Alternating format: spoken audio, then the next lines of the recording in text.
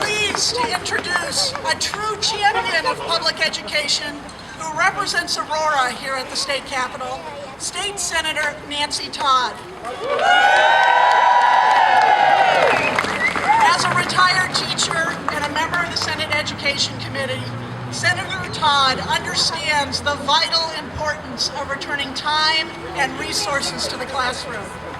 She's currently sponsoring a bill to remove the shameful, let me say that again, the shameful penalties to districts and schools that now occur when parents exercise their right to opt their children out of standardized tests. Here to talk more about her bill, Senator Nancy Todd.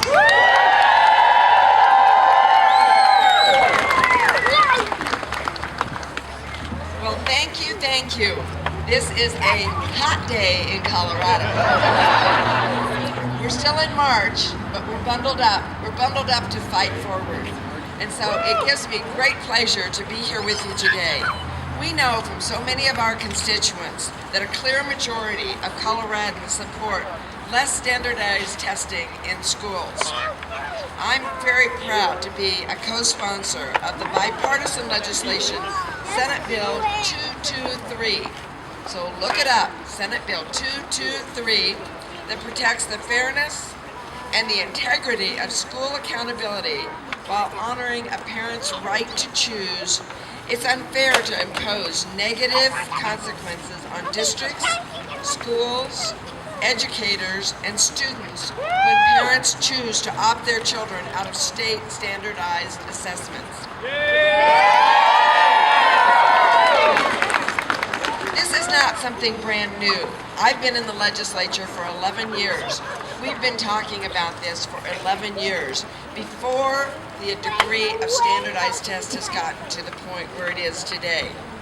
We need to remove harsh, unnecessary penalties in the education system that wrongly penalize districts and educators when parents exercise their rights. Senate Bill 223 does not encourage parents to opt out their children. Let me say it again. Senate Bill 223 does not encourage parents to opt out their children out of standardized tests, but if a parent decides that such testing is not in the best interest of their child, who they know the best, the state should respect that decision. Today's testing regimen is a massive intrusion on teaching and learning time in the classroom. As I go around and I listen and I talk with teachers, I talk with students. Let me correct that. I listen to students, I listen to teachers, I listen to principals, I listen to school board members, I listen to parents.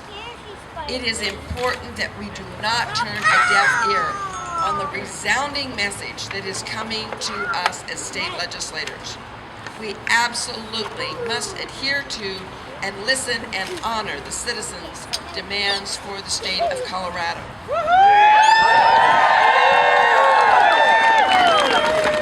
It's not good for anyone to hear, take this test because we said so. We need to find standardized testing's proper role and balance in public schools so parents won't opt their children out in the first place. Teachers are not afraid of accountability. Let me hear you say that. Teachers are not afraid of accountability. Students are not afraid of accountability. Students are not afraid of accountability. The important thing is that schools should have meaningful dialogue with parents about standardized testing that does not include the unproductive threats of harm to funding, accreditation, and teaching careers.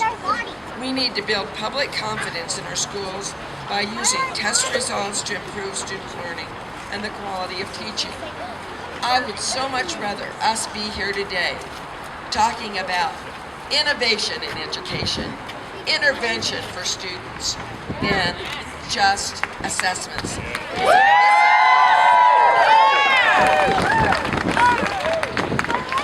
The bill will be heard in Senate Education tomorrow. I encourage you to come, or if you're not able to come, send input to the Senate Education Committee members. Send input to the governor. Send input to your House members as well. This is time for a conversation. It is not time for us to continue interrupting the quality teaching, the quality learning. We need to get our teachers back engaged. We need to make sure that you know you are being heard. We need to make sure that people all over the state, not just in the urban area, but all over the state, have been heard, and this is a response. It may not be perfect.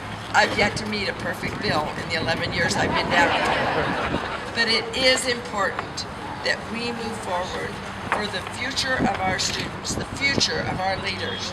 I urge you to continue with your messaging. Please continue giving accurate information to your legislators so that when we have these conversations, it's not just hearsay. It's not just, well, I think this is what it is. Or it's only 11 hours of testing. What is it? What are the facts? How is it making a difference? And please know, we care. As an educator, I stand strongly with you. Thank you very much.